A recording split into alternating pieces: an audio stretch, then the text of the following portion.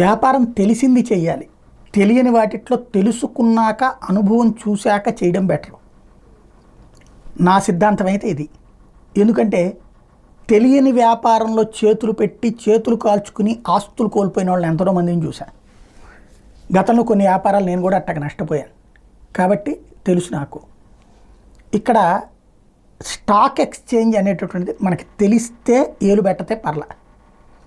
Broker మనకు తెలిసిన వాళ్ళు ఉన్నారు, మీకెందుకండి మీరు డబ్బులు పెట్టండి నేను చూసుకుంటానన్నారు కాబట్టి అనుకుంటే,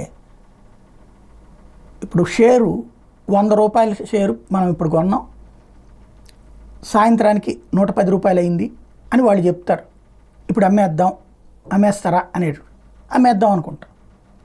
ఇక్కడ మధ్యలో ట్యాక్స్ ఇవన్నీ పోతే మనకి లాభమో నష్టమో కరెక్ట్గా చెప్పరు. మనం ఏమనుకుంటాం, 110 రూపాయలు పెట్టి అమ్మేము, 100 రూపాయలు పెట్టి కొన్నాం, 10 రూపాయలు లాభం అనుకుంటాం. కానీ దానికి అయ్యేటటువంటి ట్యాక్స్లు అన్నీ పోతే అది మా కాస్త మనకి మిగిలేది ఏముండదు. ఆ ఛార్జీలు ఉంటాయి ఆ సదరు సంస్థలు, అవి లెక్కేసుకుంటే మనకి మిగిలేది ఏంటి అనేది టోటల్గా లెక్క చెప్పరు. మనకు నెల 2 నెలలు 3 నెలలు పోయాక డబ్బులు పోయిన తర్వాత కానీ తెలియదు.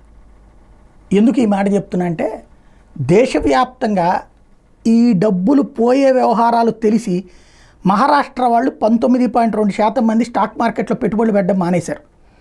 గుజరాత్ వాళ్ళు 12.2% మంది, అంటే వాస్తవంగా 1.67% మంది తగ్గారు. వాళ్ళు ఇదివరకు 19.2% మంది, అంటే మహారాష్ట్రలో దాదాపు 20 మంది 100కి స్టాక్ మార్కెట్లో పెట్టుబడులు పెట్టేవాళ్ళు కాస్త ఇప్పుడు 16.5కి తగ్గిపోయింది.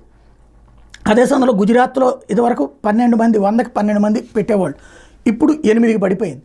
అది వ్యాపారాల సెంటర్ వాళ్ళే పెట్టుబడులు పెట్టాల. కానీ ఈ మధ్యకాలంలో మన తెలుగు రాష్ట్రాల వాళ్ళు ఎక్కువ పెడుతున్నారట. ఆంధ్రప్రదేశ్లో 87,08,753 మంది ఈటిట్లో ఉన్నారట. తెలంగాణ నుంచి 43,28,231 మంది ఈ అకౌంట్స్ నడుపుతున్నారట, అంటే బిజినెస్లు చేస్తున్నారట. కాబట్టి తెలుగు రాష్ట్రాల వాళ్ళు చేయండి, తప్పేం లేదు, సంపాదించుకోగలమన్న నమ్మకం ఉంటే, లేదా సాధ్యమైనంత వరకు దానికి దూరంగా ఉండటం బెటర్.